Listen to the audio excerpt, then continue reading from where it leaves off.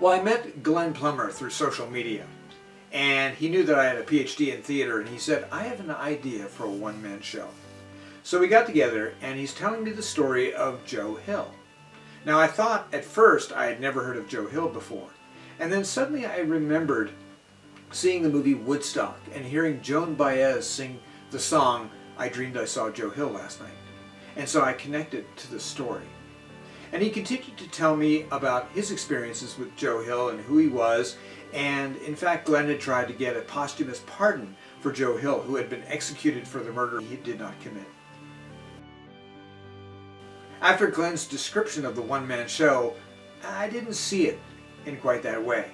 It began to expand in my mind, and I had an idea of a prologue, 10 scenes, and an epilogue before we were done meeting that day. So I worked my way through the book that Glenn lent me, The Man Who Never Died, and I took copious notes, and at that point I did something that I always had my advanced acting students do. They did a devised theater project where they had to pick a topic, like homelessness, and then they wrote texts or found texts in various places, found graphics, music, props, and they put it all together and wove it into some kind of performance. And that's essentially what I did with Labor's Martyr, the story of Joe Hill. I took the songs of Joe Hill as well as songs by Glenn. There were a couple of moments where I thought there was music needed, so I wrote a couple of songs as well. I found writings of Joe Hill and his contemporaries, Elizabeth Gurley Flynn, Big Bill Haywood, both of whom are characters in the work as well. And then put the entire story together with a narrator. I always told my students in playwriting, don't use a narrator, but I did just to make it flow a little better. As a result, I have a full-length musical at the end of this with songs, again, by me, by Glenn Plummer, by Joe Hill, and a variety of other people. As I'm developing the play, I suddenly realize I'm doing it in sort of a Brechtian style.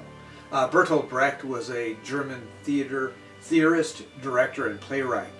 And he didn't want to appeal to the emotions of the spectator. He wanted people to think. And so he got rid of colored lights and just had white light. All scene changes were done in full view of the audience, so they would constantly be reminded of what they were watching and that it was an intellectual exercise. And so I want people, when they're watching Labor's Martyr, to be thinking about Joe Hill as a person, as an historical figure, and as a force, because it's called Labor's Martyr. We want to see how he gets to become that particular idea and character. Another part of the visual style of it is looking back at archival photographs and films. As it turns out, Joe Hill was in San Francisco in 1906 during the earthquake, and so there's a lot of background material we can pull from that.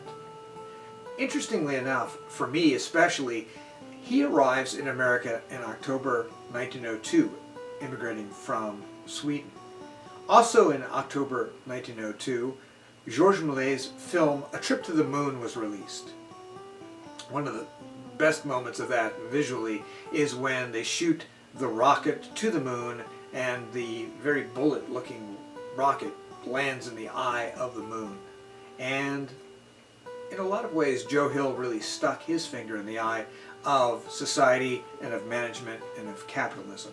And so I think that's a really nice reference.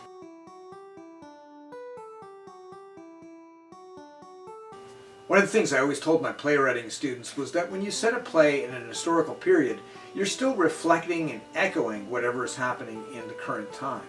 So you'll constantly have echoes and reflections of various themes as you watch the play. Income inequality, wage slavery, unionization and anti-union sentiment, guilty until proven innocent, monopolies and mergers, democracy versus theocracy. We hope you'll be able to audition for us or certainly come out and be an audience member for the show.